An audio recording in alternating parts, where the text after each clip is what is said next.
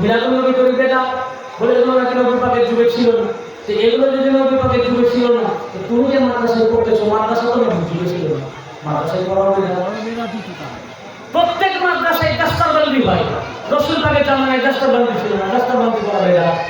প্রত্যেক মাদ্রাসা বেরেলি, দেওবন্দি, ওয়াহাবি, মুজাহিদ, জামাত ইসলামী, হার মাদ্রাসায়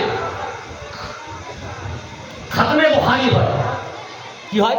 খাতমে বুখারী। খাতমে বুখারী হয়, তারপর দাস্তারবন্দি হয়।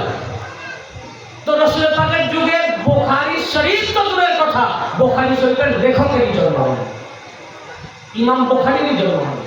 তো এই কিতাব তো রাসূলুল্লাহর জামানায় ছিল না, তখন তো খাতমে বুখারী ছিল না, তখন এটা বেদাত না, তোমরা খাতমে বুখারী বেদাত।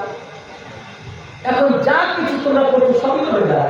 প্রত্যেক আজকাল বড় বড় মসজিদে এসি, ফ্যান, নবীজির যুগে না লাইট ছিল না, ফ্যান ছিল না, এসি ছিল না, পাকা মসজিদ ছিল, সব বেদাত। বুঝতে পেরেছেন না?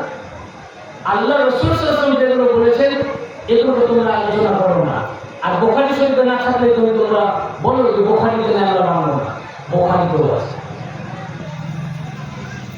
এখন যদি আপনাকে প্রশ্ন করে যে না, আপনি বললেন যে হিসাব কিতাব হবে না, অনেক লোকের হিসাব লাগবে না, বেহিসাব জান্নাতে যাবে, এইসব কিতাব আমি মানি না, বুখারী থেকে দেখাতে হবে, মুসলিম থেকে দেখাতে হবে। যারা এই কথা বলে ও বুখারী করে।